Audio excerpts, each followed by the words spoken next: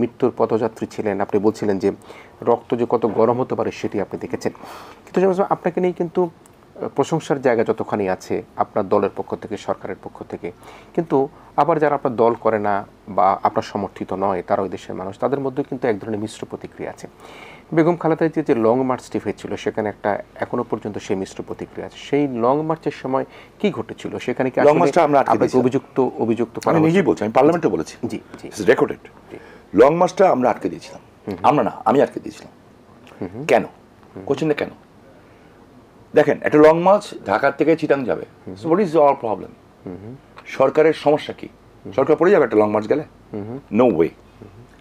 সেখানে আপনি খেয়াল করে দেখবেন, তখনকার পত্রপত্রিকায় ঘাটবেন, লং মার্চ শুরু হওয়ার 2 দিন আগে বলা হলো প্রতিটা গাড়িতে নাম্বারিং করা হবে।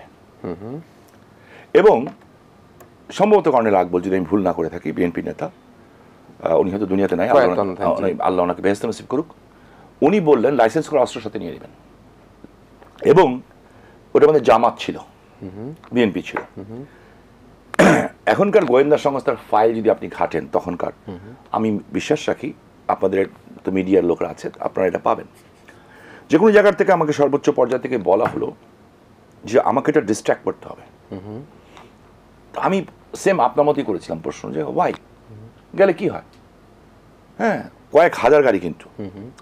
আমার বারবার প্রশ্ন আসছিল, কেন কেন কেন? এর আগে কিন্তু বাংলাদেশের কোনো পত্রিকা আমাকে নিয়ে একটা বাজে লাইন লেখে নাই। এবং এটা পিছনে প্রায় 500 কোটি টাকার উপরে বাজেট ছিল বিএনপির। জি, বিএনপি কিংবা আদার্স সবার মিলে। জি, ঘটনা কি করবে, যেটা আমি শুনেছি, আমি তো দেখিনি, ঘটনা ছিল যে ওই লং মার্চটা যাবে ঢাকা চিটাং হাইওয়ে দিয়ে ফেনীর সামনে যখন যাবে, তখন আমাদের জেনারেল হাজারী সাহেব তো অনেক ফেমাস ছিলেন তখন, তো ওনাকে টার্গেট করেই প্ল্যানটা সাজানো হয়েছিল। তখন ওইখানে ম্যাডাম খালেদা জিয়ার গাড়ির পিছনে, কয়েকটা গাড়ির পিছনে দুটো বাস থাকবে, দুটো কিংবা 3টা, এগুলির ভিতরে মাটি কাটার লেবার ছিল অ্যারাউন্ড 66 অথবা 65। হ্যাঁ, সেদিকে উঠিয়ে নেওয়া হয়েছে। ওই 2টা গাড়ি বম মেরে উড়িয়ে দেওয়া হবে। চট্টগ্রামের দায়িত্ব ছিলেন সালাউদ্দিন কাদের চৌধুরী সহ অনেকে, ঢাকার দায়িত্ব ছিলেন খোকাবাই, সব এরা বিভিন্ন জায়গায় ভাগ করা হয়েছিল।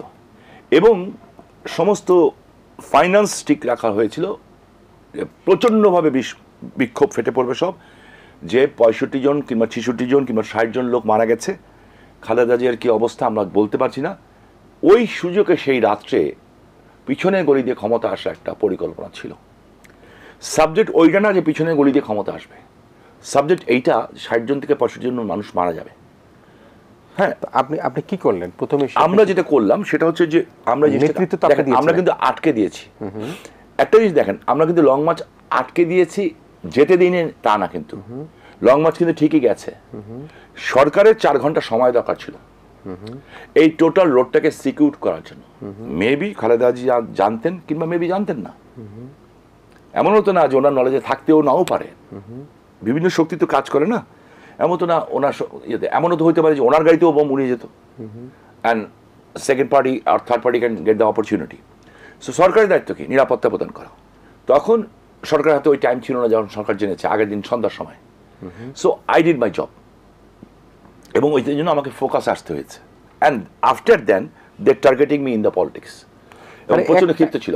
এবং আপনি লক্ষ্য করে দেবেন, ঠিক 4:30টার দিকে, 4:30 কিংবা 45-এর দিকে আমরা যখন ক্লিয়ারেন্স পেলাম সর্বোচ্চ যে কোনো জায়গার থেকে, যে নাও লেট দেম গো, তখন তারা কিন্তু আরামে। এটি